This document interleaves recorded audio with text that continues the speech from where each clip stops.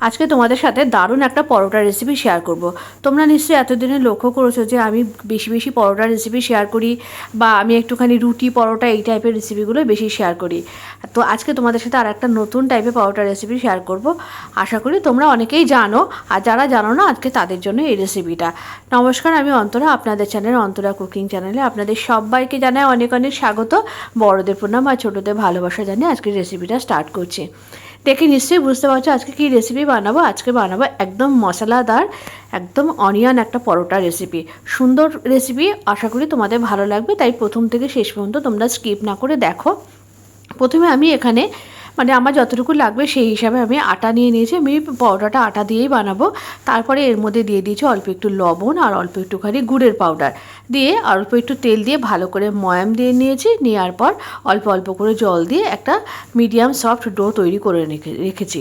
খুব বেশি নরমও না বা খুব বেশি শক্ত না, যেমন পরোটা হয়। তারপর অল্প একটু তেল মাখিয়ে এটাকে একটু আধ ঘন্টার জন্য রেস্টে রেখে দিতে হবে। আধ ঘন্টা পর এরপর তোমাদের দেখাচ্ছি পরোটাটা কতটা ডোটা কতটা সফট হয়ে গেছে দেখো। এরপরে এটাকে আরও ভালো করে একটুখানি মেখে নিতে হবে। আমি একটা বড় থালার মধ্যে এটাকে নিয়ে বেশ ভালো করে উল্টিয়ে পাল্টিয়ে ভালো মতো করে ঠেসে ঠেসে মেখে নিয়েছি। এই মাখার ওপরে কিন্তু পরোটা কতটা নরম হবে সেটাই ডিপেন্ড করে। মাখা ভালো হলে কিন্তু পরোটা এমনিই ভালো হয়। তারপরে এর থেকে বড় বড় করে ডো লেচি কেটে নিয়েছি। আমি এখন দুখানা তোমাদের করে দেখাচ্ছি। আজকে আমি তোমাদের দুই ধরনের পরোটা, পরোটাটা দুই রকমভাবে তোমরা কীভাবে বানাবে সেটা তোমাদের দেখাবো। প্রথমে আমি রুটি নিয়ে বড় করে রুটিটা বেলে নিয়েছি। আমি অবশ্যই ময়দা দিয়ে বেলেছি। ময়দা দিয়ে বেললে খুব ভালো করে বেলা হয় আর আমার সুবিধা হয়।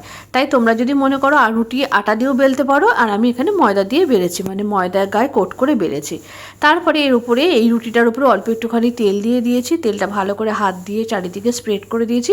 তারপরে ওপর থেকে দিয়ে দিয়েছি একটু আমচুর পাউডার, একটু চিলি ফ্লেক্স, অল্প একটুখানি লবণ, আর দিয়ে দিয়েছি একটুখানি ধনেপাতা কুচি, আর বেশ কিছুটা পরিমাণ একদম মিহি করে ঝিরিঝিরি করে কাটা পেঁয়াজ। আর তারপরে উপর থেকে একটুখানি ময়দা ছড়িয়ে দিয়েছি। দেওয়ার পর দেখো আমি যেভাবে পরোটাটা কাটছি, এইভাবেও তোমরা পরোটাটা বানাতে পারো তিনকোনাভাবে। আবার তোমরা যদি মনে করো আমি আরও একরকম প্রসেস তোমাদের দেখিয়ে দিচ্ছি, তোমাদের যেটা সুবিধা হয় তোমরা সেভাবে বানাবে। দুটোতেই খেতে ভালো লাগবে। আর ব্যাপারটা তো একই, শুধু একটু মাখা বেলার একটু ভ্যারিয়েশন আলাদা। তো তোমরা দেখো এইভাবে আমি এই পরোটাটা বেলে নিয়েছি সুন্দর করে। এইভাবে পরোটাটা বেলে নেওয়ার পর আমি তোমাদের আরও একটা পরোটা দেখাচ্ছি বেলে। এইভাবে আরও একটা ডো নিয়ে নিলাম, একটু ময়দার গায়ে কোট করে নিয়েছি। নেওয়ার পর বড় করে একটা রুটি বেলে নিয়েছি। সেম প্রসেসে এর ওপর থেকে অল্প একটু তেল দিয়ে দিয়েছি। তেলটা হাত দিয়ে বেশ ভালো করে স্প্রেড করে দিয়েছি। দেওয়ার পর ওপর থেকে দিয়ে দিয়েছি একটুখানি আমচুর পাউডার। তোমরা চাইলে চাট মশলাও দিতে পারো।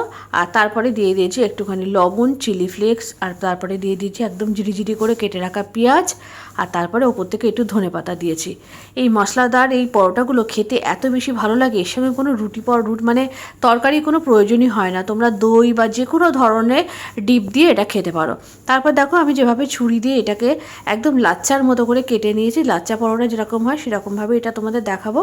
একদম ইজি প্রসেস, একটু সরু সরু করে ফালি ফালি করে কেটে নেবে তোমরা ছুরি দিয়ে। দেওয়ার পর দেখো এরকমভাবে এক পাশ থেকে আর এক পাশে নিয়ে এরকমভাবে নিয়ে গিয়ে ভালো করে ফোল্ড করে এই লেচিটাকে তৈরি করে নেবে। ব্যাস একদম রেডি হয়ে গেল। এরপরে একটুখানি ময়দা ছড়িয়ে এটাকে সুন্দর করে বেলে নেবে। এইভাবে বেললেও কিন্তু আর পরোটাটা ভালোও লাগে। আর যখন ভাজার পর পরপর পরতে পরতে এটা ছেড়ে যায়, তখন এটা দেখতেও অনেক বেশি ভালো লাগে। তবে সেক্ষেত্রে কি তোমরা আর একটু বেশি করে তেল দিয়ে ময়াম দিয়ে নিতে পারো, তবে এরকমভাবে করলেও ভালো লাগবে। দেখো দুটো পরোটায় বেলা হয়ে গেছে। এরপরে পরোটাগুলোকে আমি সেঁকে নেবো। তার জন্য আমি একটা ফ্রাই প্যান বসিয়ে দিয়েছি। ফ্রাই প্যানটা ভালো করে গরম হয়ে গেলে একটা তাওয়ার উপর আমি তাওয়া বসিয়ে দিয়েছি। তাওয়াটা ভালো করে গরম হলে প্রথমে এই পরোটাগুলোকে আগে উল্টিয়ে পাল্টে ভালো করে শুকনো সেঁকে নিতে হবে, ভালো করে ভেজে নিতে হবে। তারপরে তেল দিয়ে ভাজতে হবে। প্রথমে শুকনো ভাজতে হবে। দেখো তারপরে তেল দিয়ে এরকম উল্টে পাল্টে নিয়ে সুন্দর করে ভেজে নিয়েছি। আমি তিনকোনা পরোটাটাও তোমাদেরকে ভেজে দেখাচ্ছি। এরকমভাবে প্রথমে আগে সেঁকে নেবে ভালো করে, তারপরে ওপর থেকে তেল দিয়ে ভালো করে উল্টিয়ে পাল্টে সুন্দর করে ভেজে নেবে। ব্যাস পরোটাগুলো একদম রেডি হয়ে গেছে। এরপরে আমি টেবিলে চলে এসেছি আর তোমাদের পরোটাগুলো সার্ভ করে দেখাচ্ছি। কতটা নরম তুলতুলে হয়েছে আর তেমনই হয়েছে ক্রিস্পি, কি সুন্দর হয়েছে দেখো। আর তোমাদের এই লাচ্চা পরোটাটা দেখাচ্ছি, হাত দিয়ে ধরলে একেবারে কিন্তু পুরো লেয়ার্সগুলো আস্তে আস্তে খুলে যাচ্ছে। আর এই তিনকোনা পরোটাটাও তোমাদেরকে আমি দেখাবো। তিনকোনা পরোটাটা খুলে দেখাচ্ছি। একটার ভেতরে পুরো পরোটার চারপাশে পুরো স্প্রেড করে গেছে এই সমস্ত ভেতরে পুরটা। আর তারপরে আমি এখানে আজকে পরিবেশন করছি একটু দই, আর আমি যে ধনেপাতা চাটনিটা বানিয়েছিলাম শীতকালের শেষে ধনেপাতার চাটনি দিয়ে, অসাধারণ লাগে। তো কেমন লাগলো আজকের রেসিপিটা অবশ্যই কিন্তু কমেন্ট করে জানাতে হবে। যদি ভালো লেগে থাকে অবশ্যই লাইক করো, আর অবশ্যই কিন্তু তোমরা ট্রাই করো। এরকম নিত্য নতুন রান্নার আপডেট পেতে অবশ্যই অন্তরা পেজের সাথে যুক্ত থেকো। আমার ইউটিউব পেজের নাম কিন্তু বেস্ট টেস্ট উইথ অন্তরা। অবশ্যই চ্যানেলটিকে সাবস্ক্রাইব করে আমার পাশে থেকো। আর আমার ইনস্টাগ্রাম পেজের নাম হচ্ছে অন্তরাস কুকিং জার্নি। তো আজকের রেসিপিটা এই পর্যন্ত। কেমন লাগলো অবশ্যই কমেন্ট করে জানিও, আর অবশ্যই ট্রাই করো। আর তোমাদের একটা লাইক আর কমেন্ট আমাকে কিন্তু আগামী ভিডিওর জন্য অনেক ইন্সপায়ার করে, তাই তোমরা সাথে থেকো।